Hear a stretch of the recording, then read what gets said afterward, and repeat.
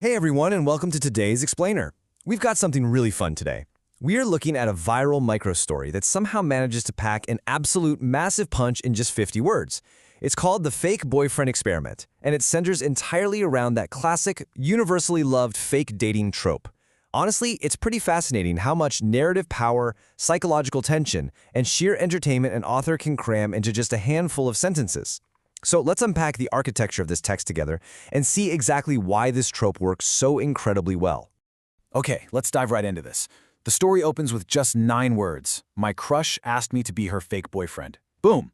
Immediately, we have these intense personal stakes and an irresistible inciting incident that just hooks us completely. I mean, think about it. If a distant acquaintance or some random coworker asked for this favor, the stakes are just super low, right? It would just be this funny, kind of weird favor.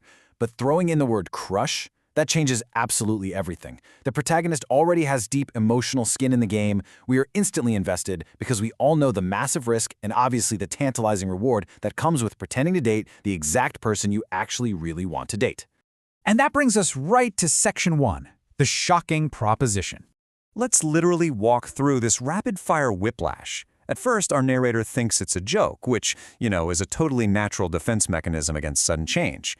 One moment, you're just living your normal life, and the very next second, a literal fictional scenario invades your reality. But that initial disbelief, it's abruptly and aggressively shattered. It's shattered by sudden physical contact when she grabs his hand, followed immediately by an urgent command. Just play along. There's no filler here. There is zero time to process. That physical touch grounds the fake scenario in stark reality, demanding absolute compliance right there on the spot. Which sets us up perfectly. For Section 2, enter the X. The escalation here is just instant. We go from the proposition, straight to the hand grab, and right into her ex walked in. Seeing this timeline laid out really emphasizes the incredibly compressed, dramatic pacing of the source text. I mean, the protagonist goes from absolutely zero tension, just hanging out, living a normal day, to maximum adrenaline-fueled tension in mere moments. It's a flawless sequence of cause and effect that leaves the protagonist with absolutely zero time to strategize. Now, the X functions perfectly as the narrative catalyst here. If he hadn't walked in at that exact second, the narrator might have actually had time to ask questions, maybe stammer out a weak excuse or just back out entirely. But his physical presence in the room, that locks the trap. It sets the entire charade into motion. The option to retreat is completely removed, and our protagonist is locked into the fake boyfriend role, ready or not. And that drops us right into Section 3, an awkward performance. So internally, the protagonist is, understandably, panicking. They explicitly note they had no idea what to do, that they were feeling nervous and awkward. And guys, these aren't just throwaway words. They are absolutely vital to why this story works. By laying out this vulnerability so plainly, we feel that relatable deer-in-the-headlights anxiety right alongside them. The narrator is forced to give the performance of a lifetime completely without a script, directly in front of the person they like. Being so honest about their total lack of preparation just massively amplifies the suspense for all of us watching it unfold. Now, what's really interesting about this slide is the unbelievable contrast between the internal state and the external result. Internally, it's pure chaos and nerves. Externally, however, they somehow convinced everyone we were dating. This brilliantly illustrates the absolute magic of the fake dating trope. Despite having a complete internal meltdown, the outward performance was a massive, totally unexpected success. Honestly, all that awkwardness likely just read as genuine, flustered new romance to the onlookers.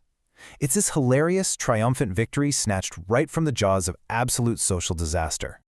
Immediately after this climax, the pacing slows way down.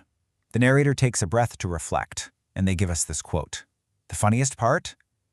This tiny piece of meta-commentary is doing a massive amount of heavy lifting here. It signals a major shift in tone. The danger is past, the ex has been thoroughly fooled, and now the narrator is looking back at the whole thing. It shows them recognizing the sheer absurdity of the situation right alongside us. But more importantly, asking this rhetorical question perfectly preps us for the ultimate plot twist. It's a little wink telling us, hey, the story isn't quite over yet. And here comes the payoff. Section 4, the real date twist.